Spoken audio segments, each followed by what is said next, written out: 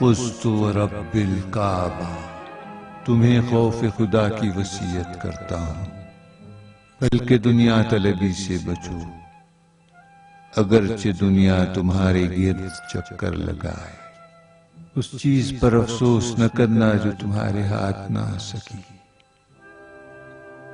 ہمیشہ حق بات کہو اور اس جہاں کی جزا کے خاطر کام کرو۔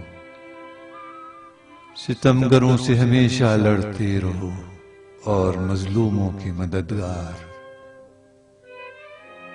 تمہیں اور اپنے تمام فرزندوں اور عزیزوں اور ہر اس شخص کو وصیت کرتا ہوں جس تک یہ میری وصیت پہنچے، خدا کا خوف کرو، خدا کا خوف کرو۔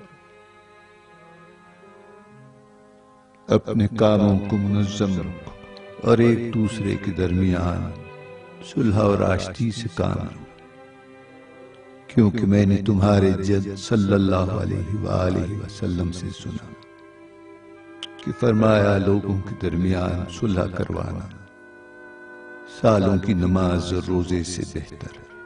خدا کے لیے یتیموں کا خیال رکھنا، انہیں کبھی بھوکا اور کبھی سیر نہ چھوڑنا، انہیں یوں ہی نہ سمجھنا۔ خدا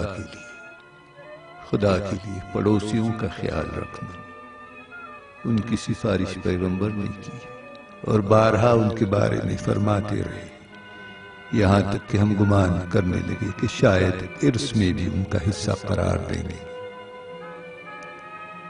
خدا کے لیے قرآن کا خیال رکھنا، کہیں ایسا نہ ہو کہ دوسرے لوگ قرآن پر عمل کرنے میں تم پر سبقت لے جائیں۔ خدا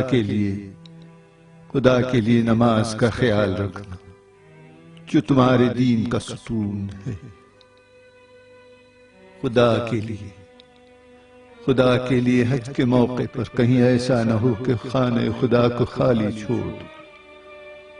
جتنے دن بھی اس دنیا میں ہو، اگر بیت اللہ کی حرمت کا خیال نہ رکھا تو سخت عذاب میں مبتلا ہو جاؤ گے۔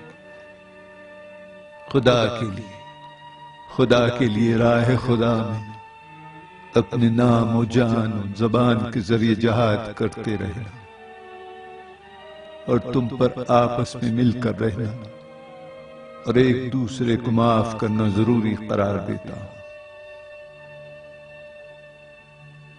کہیں ایسا نہ ہو کہ ایک دوسرے سے منہ موڑ کر تعلقات ختم کر لو۔ امر بالمعروف و نہی عن المنکر کو ترک مت کر دینا، ورنہ بدترین لوگ تم پر حکمران ہو جائیں گے۔ اس وقت دعا کرو گے مگر دعا قبول نہیں کی جائے گی۔ اے اولاد عبد المطلب، میں مسلمانوں کے خون میں تمہارے ہاتھوں کو آلودہ نہ دیکھوں۔ یہ کہتے ہوئے دکھائی نہ دینا کہ امیر المؤمنین کو قتل کیا تھا، جان لو کہ میرے قاتل کے علاوہ کسی کو میرے بدلے نہ مارنا۔ اور دیکھو اگر میں اسی ایک ضربت میں مر گیا تو اسے بھی ایک ہی ضربت لگانا اور اس کے ہاتھ، پیر اور دیگر اعضاء کو نہ کاٹنا، کیونکہ میں نے رسول اکرم صلی اللہ علیہ وآلہ وسلم سے سنا ہے کہ مردہ کے اعضاء و جوارح کو مت کاٹو، اگرچہ وہ مردہ کسی پاگل کتے کا ہی کیوں نہ ہو۔